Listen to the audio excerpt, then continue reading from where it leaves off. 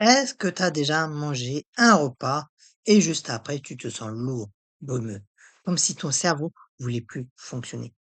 Et à l'inverse, est-ce que tu as déjà senti que certains aliments te donnaient littéralement de l'élan? Moi, pendant des années, j'ai dissocié complètement ce que je mettais dans mon assiette et ce que je ressentais énergétiquement. Et le jour où j'ai compris que les deux sont indissociables, ça a tout changé.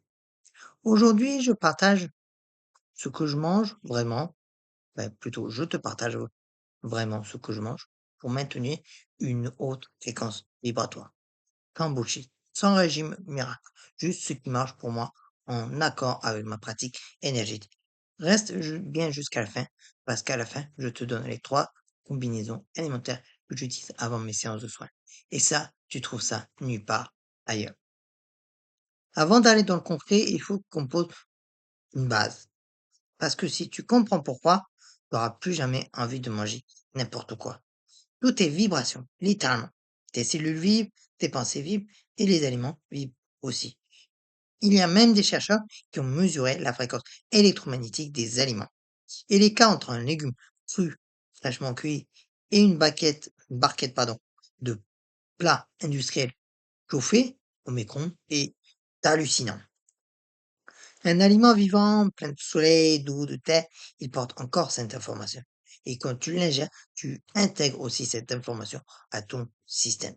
Inversement, un aliment ultra transformé, surchauffé, plein d'additifs, c'est une information basse fréquence que tu demandes à ton corps de traiter. Et ton corps, il fait ce qu'il peut, mais ça coûte de l'énergie que tu pourrais utiliser pour autre chose. Donc la question, c'est pas est-ce que c'est bon au sens gustatif, la question c'est est-ce que cet aliment me nourrit en profondeur ou est-ce qu'il me vide? Je vais te faire, non, je vais pas te faire plutôt un sermon, mais je peux te dire que j'ai progressivement retiré de mon alimentation et l'effet que ça a eu sur mes ressentis, ma clarté et mes séances. Donc du coup, j'ai enlevé le sucre raffiné. C'est le premier truc d'ailleurs que j'ai drastiquement réduit. Pas supprimé complètement, je suis humain, mais les pics de glycémie, ça génère des montagnes russes émotionnelles. Pour quelqu'un qui travaille sur la stabilité énergétique et la perception fine, c'est incompatible. Il y a la viande rouge, surtout en excès. Bon, bien évidemment, j'ai pas de jugement là-dessus. Mais pour moi, personnellement, après une consommation importante de viande rouge, mon champ se sentait plus dense, moins poreux, moins réceptif. Je travaille maintenant avec beaucoup moins et en conscience. L'alcool avant une séance, là, c'est un non négociable. L'alcool perturbe complètement la lecture du champ. C'est comme essayer de capter une fréquence radio avec du brouillage. Même un verre.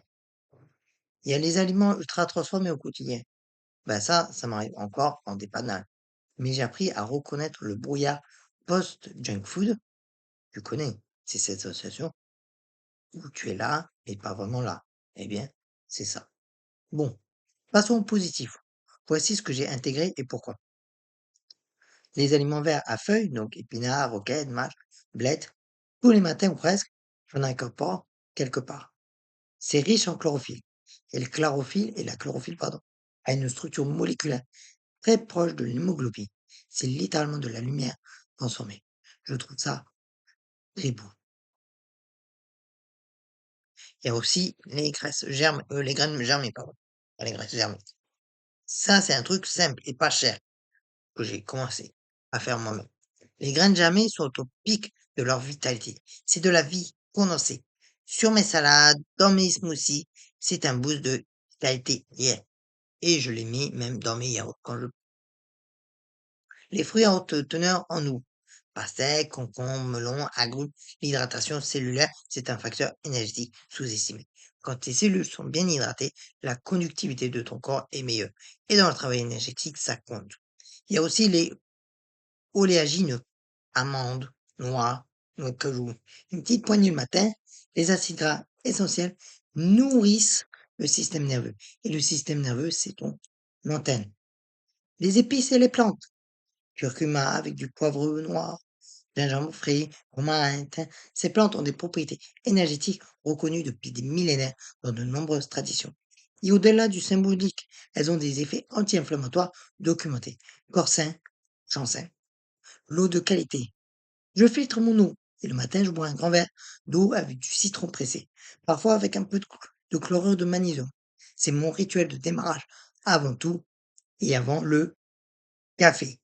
Bon, je t'avais promis les 3 combinaisons que j'utilise avant mes séances. Les voilà. Donc, la première combinaison, c'est la légèreté. Minimum 2 heures avant une séance, un smoothie vert, épinards, plus banane, plus lait végétal, plus une petite pincée de spiruline. Ça nourrit sans alourdir. Le corps reste disponible. La deuxième combinaison, la connexion. 1 heure avant, tisane de romarin ou de sauge blanc, plus quelques amandes, plus un carré de chocolat noir à 85% minimum. La sauge est utilisée dans de nombreuses traditions pour clarifier l'espace. Ici, elle clarifie l'espace intérieur. Le chocolat noir libère de la sérotonine, subtile mais réelle. Troisième combinaison, l'encre. Quand j'ai besoin d'être très ancré pour des séances lourdes, des accompagnements profonds, je mange des patates douces vapeur avec de l'huile d'olive et une pincée de sel de l'Himalaya. Les légumes racines, dans de nombreuses approches énergétiques, favorisent la connexion à la terre. Et moi, j'en ai besoin pour ne pas me perdre dans les hautes fréquences. Surtout qu'en plus, moi, je n'ai pas du tout le sens de l'orientation.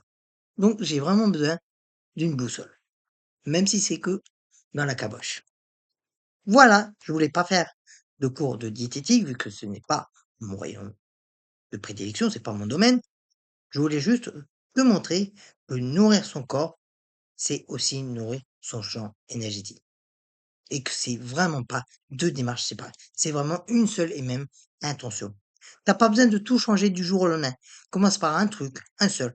Rajoute quelque chose de vivant dans ton assiette demain matin. Observe, ressens. Ton corps te dira le reste. Si cet épisode t'a apporté quelque chose, laisse un commentaire en dessous. Dis-moi quel aliment tu associes à une autre énergie. Je suis curieux de lire tes réponses.